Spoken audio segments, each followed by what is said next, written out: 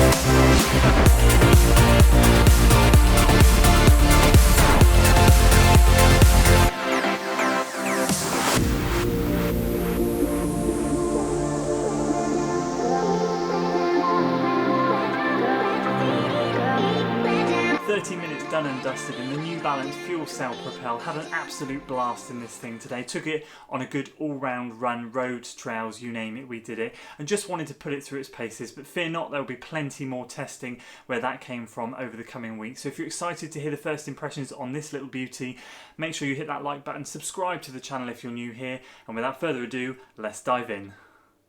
So as always guys, first impressions videos will consist of me talking about the construction of the shoe, how I found it on the run, and of course the further testing that we're going to be doing in this thing moving forward. However, just very quickly, the question I hear you ask is why this shoe? Well, there are a couple of reasons why. Number one, I have just retired my Asics GT 2000 version 6s.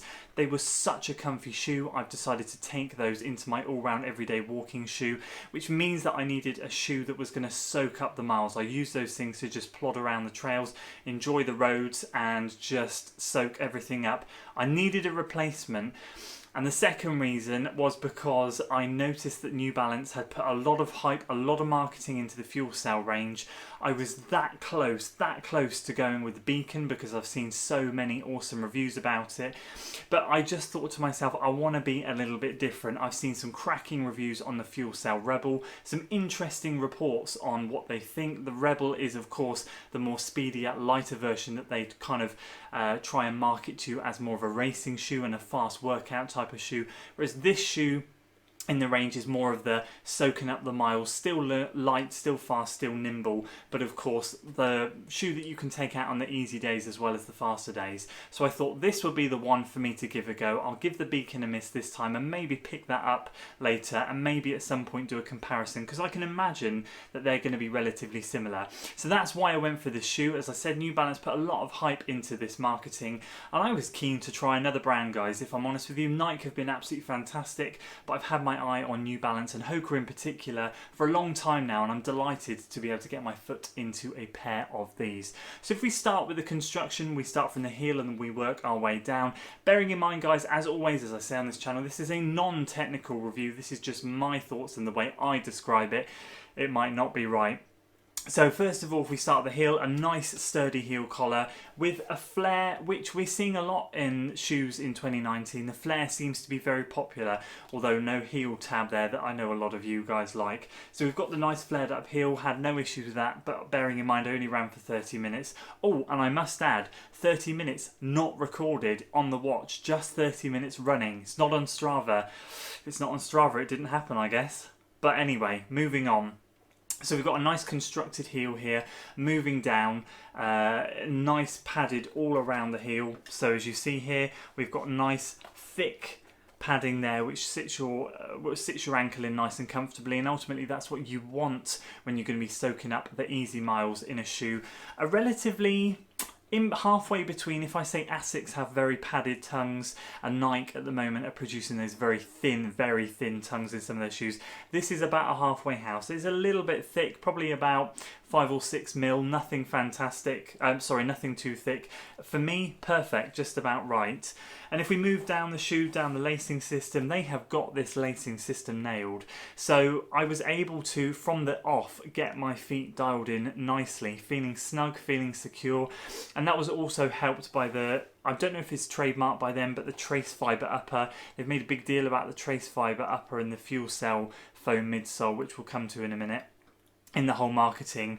And I've got to say, first impressions are I really like the Trace Fiber upper. So I think the Trace Fiber upper combined with the lacing system, if you can see, has got some very, very tiny orangey red, sort of what I would call almost mini bungee rope type of material there, allowing there to be a bit of flexibility, but not like the flight wire, not like where it was very too stretchy in my opinion.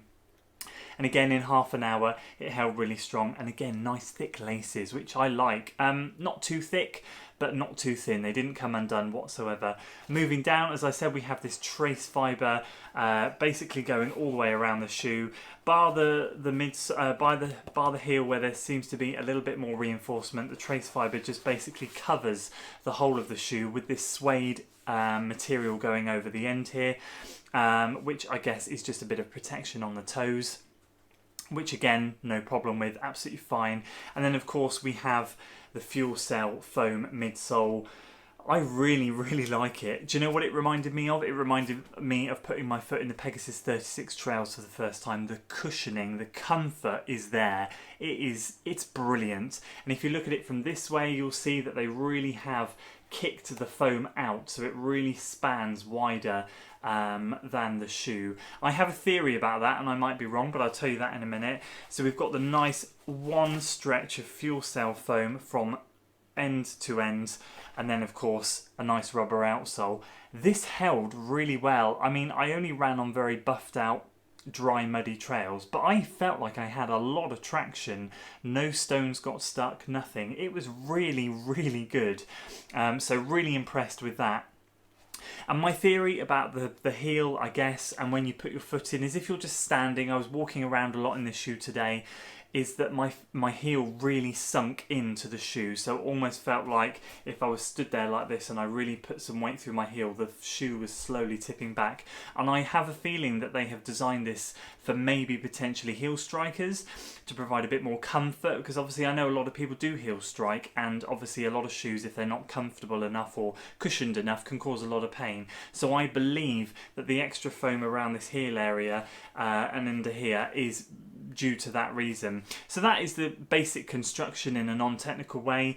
In my opinion, 10 out of 10. There is one gripe I have, and that is that on occasions, and it was just on certain terrain, I was getting a bit of rubbing here around the ankle bone. My ankle bone was sat very tightly to this edge. It will be interesting to see when we take it on further testing if that continues to happen. And as the foam wears down, as your foot sinks into the shoe, is it going to rub more? Time will tell. However, that's the only negative I have so far on the construction. So how did I find the ride of this shoe on my run? Well, as I said a minute ago, it was quite exciting. I went out without a watch. I just took a timer on my phone and I just ran for half an hour. And I just thought to myself, I need to do this more often with new shoes. Rather than just going, I'm going to go out for 6 miles. And my first impressions, because I live in a location where I have pavements and trails and a bit of everything, it was really good fun just to go out there with no stress, no worry, just run by time, half an hour, don't record it, and just think of all the good places I can go to really give this thing a good test. So obviously started out on the pavement from my house, went out towards the trails, and just picked some great trails, some ups, some downs, some flats, some rocks, just a bit of everything. And overall, I would genuinely, from the off, give it a good 9.5 out of 10. It felt super, super comfy. And bar the ankle rubbing, which it wasn't rubbing too much, it was just, I noticed it was there, maybe happened 3 or 4 times throughout the run, just for 2 or 3 seconds at a time. So it was enough to make me conscious of it. Bar that, and my instant thought was, I'm going to be able to soak up the miles in this thing. This is going to be great, especially with the grip that I found on the outside. So as you can see, it's a little bit dirty from tonight. You can see the darken patches on the outsole. It's sad, isn't it? I hate getting new shoes dirty, but I'll be completely honest with you, I really enjoyed everything that this had to offer. The cushioning, the foam, it just reminded me of the Pegasus 36. I think New Balance are onto a winner with this fuel cell midsole. Now, bearing in mind, I have never run it in a New Balance shoe before. This is the first time.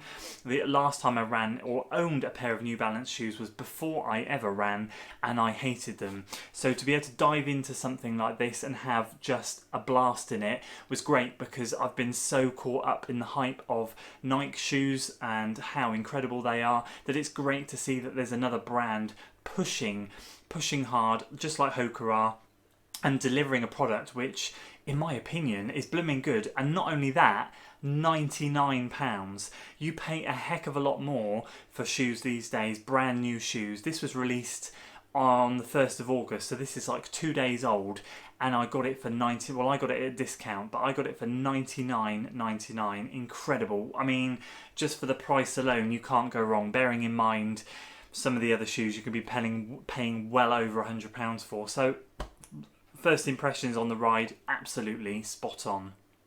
So as always, guys, I'm going to allude to what the further testing of this shoe is going to be. As you guys know, I like to do reviews slightly differently. I love to give you my first impressions, and then of course I love to take my shoes through a rigorous set of training, pacing, everything, because I want to find out what shoes are good at and what they're not so good at, to hopefully give you guys the best information possible. In the most recent shoes, the Nike Zoom Flies and the Pegasus 36s, my original Zoom Flies, I take them out on long runs, I take them out on workouts, I try different terrain, all of that good stuff, and this is going to be no different. So the first test that I'm going to be doing this is taking it out on a long run, a decent length long run, and seeing how well it holds up, seeing if that cushioning feeling allows me to have that comfortable ride from start to finish. 30 minutes first impressions is one thing, but of course the longer distance runs that I'm going to need this shoe for is absolutely imperative, so I can't wait to deliver that to you. After that, I'm going to be doing some workouts in this shoe, and I'm just going to be seeing what it can handle. Obviously this is meant to be a fast-paced shoe at 260 grams. It's on the underside, for those of you that work in ounces, of 10. It's just over 9 ounces.